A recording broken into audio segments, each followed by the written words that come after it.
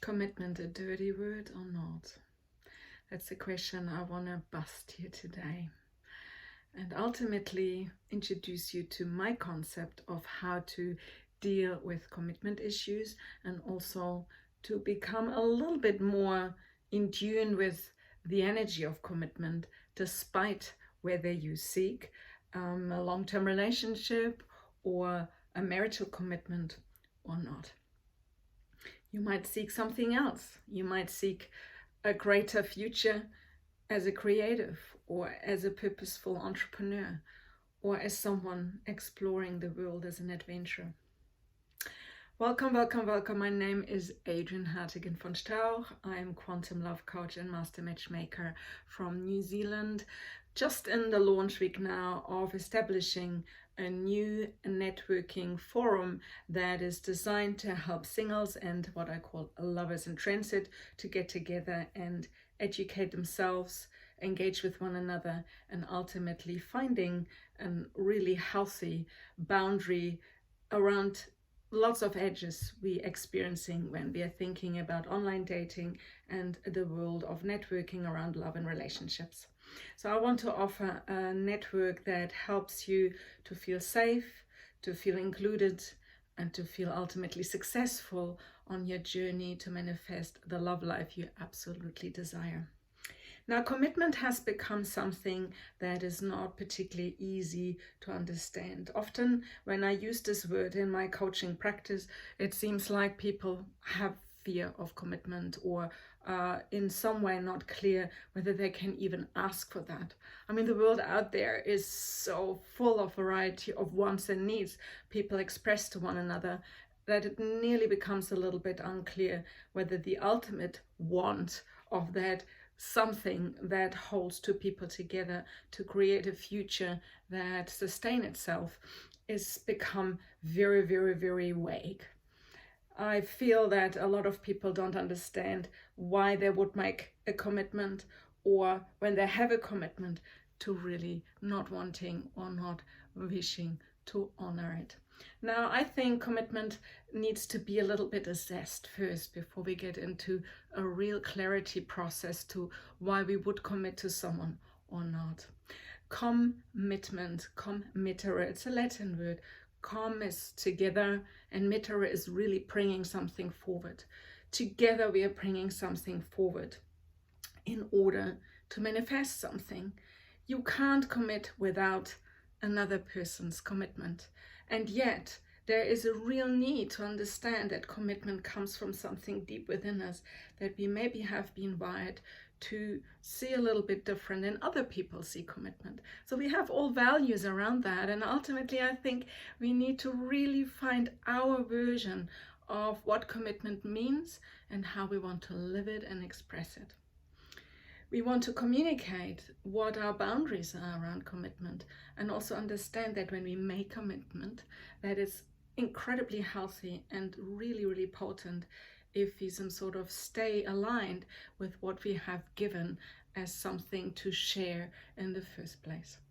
Now, commitment is also seated in something more value-based. We're not understanding often that what we commit to is potentially what our parents taught us to commit to. And if we didn't like it, we maybe created an aversion and have a particular mindset about it and think, whoa, no, commitment is not for me. So what I want to really engage in is for you yourself on this journey on day 2 of our love camp here, related to the establishment of finding out what love really means for us and how we can date more consciously.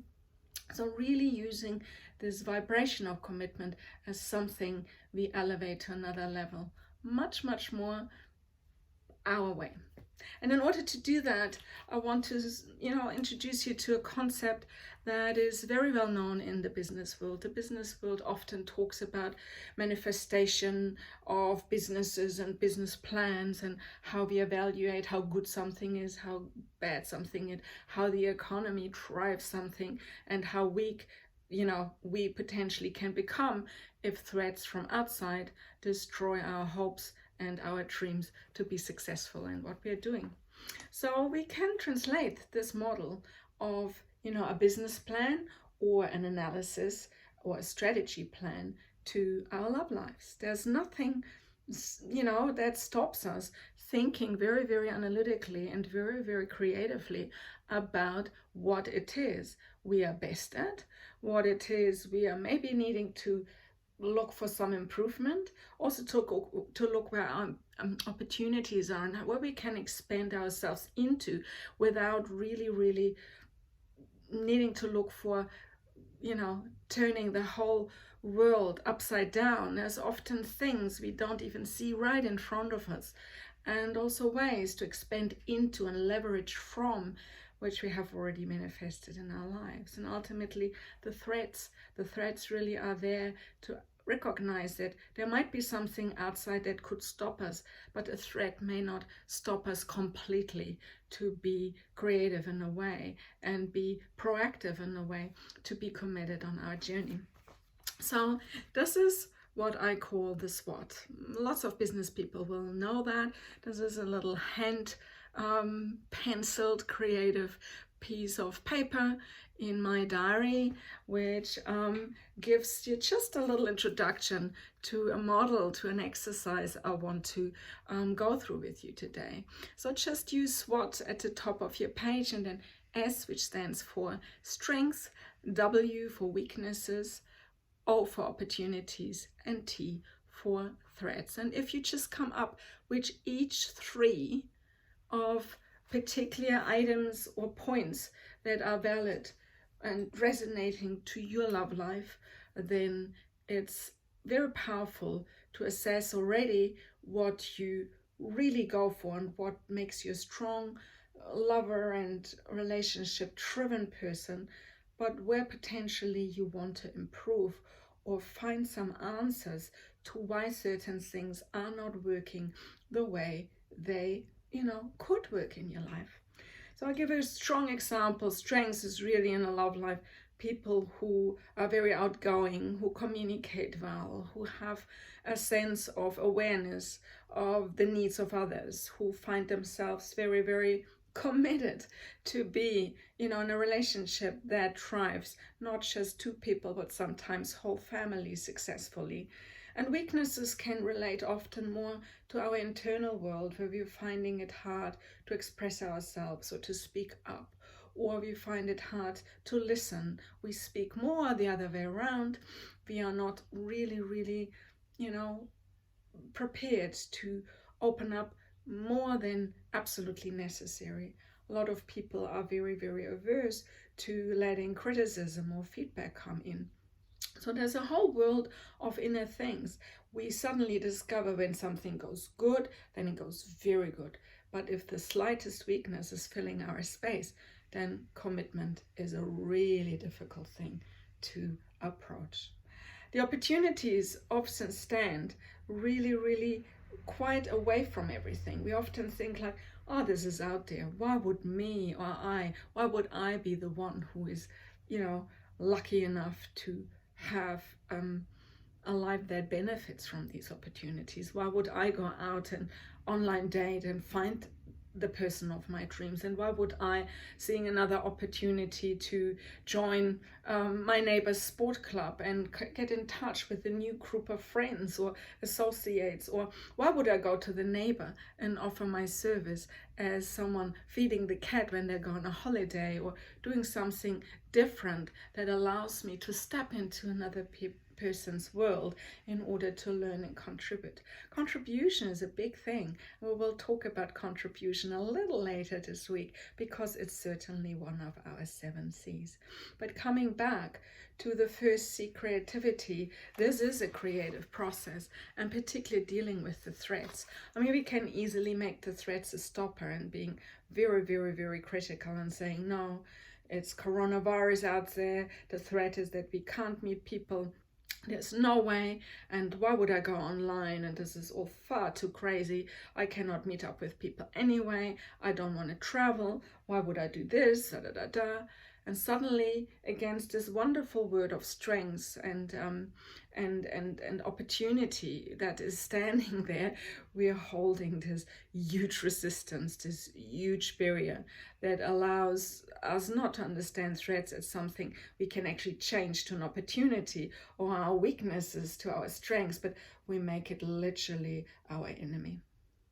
So I think, creativity being day one's first C to be really, engaged in, I think the commitment chapter fits wonderfully in. I think if you have a creative mind and a sense that you want to bring commitment into your life, more to your very own journey, to your very own ability to be a better lover, then do this exercise today and really look into what stops you to be even more committed than you potentially already are. And if you're single, the commitment to your very own journey is really, really, what is needed for you to be received by someone who is ultimately the person you want to spend hopefully the rest of your life with. And if it's just for establishing casual friendships and dating opportunities, the commitment to stand in your very own realm as someone who can hold, his or her values together and communicate and express him or herself very, very articulately about what is really feeling good and what's not feeling good and what's important and what's maybe less important in life, that is so valuable. So I hope this helps. I hope this gives a bit of an insight what the truth and the authenticity can be, we can live and resonate in, if we be honestly willing to just do a little bit of extra work and see it as equally important than the side of money or business or our jobs and careers, and even raising our families. Because if we are good lovers, if we are good in relationships and make a commitment to see weaknesses we can turn into strengths and threats into opportunities, then we have so many more chances to be incredible, powerful, connected beings everywhere in all areas of our lives. The Master Matchmakers launched this week, and it's a process. So we are not in any hurry. If you need more time to hang out with us and explore this, website page and a Facebook page and our website, and get in touch with what we are doing, maybe join one or the other speed date night or love lounge we are offering for our prospects and new members in this very phase. Connect with us, book a discovery or application session so that we can really talk with you where you're at in your love life and how we can support you to make it even more joyous, more elevated, and more successful. So really that whatever time, resource, or love you put into it is really channeled in the right direction and in a way that you get back what you really want to achieve in every area that has to do with love. The dating side, the friendship side, the romance side, and ultimately, the intimate side. So this month I give away a lot of gifts. That means if you sign up as member, you can gain a lot of benefits and getting 3 months extra to the package you're purchasing, or half price events, or gifts and benefits we are sharing all the time. And in order to be really informed and announced, I would suggest you either really look very, very carefully here in our Facebook page of the Master Matchmakers, or go to the membership page on our website and make an effort and at least sign up for level 0, which is our free or complimentary level, to be in touch and hear about what we are doing on a very regular basis.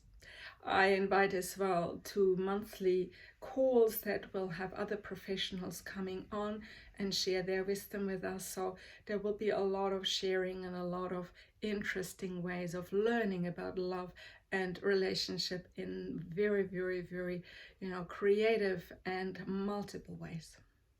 Wishing you a wonderful day wherever you are in the world, and I pray that commitment is something you can engage in. And if you want to learn to why you maybe have a problem on a deeper level, then I have something else to offer, which I will share at the end of this week.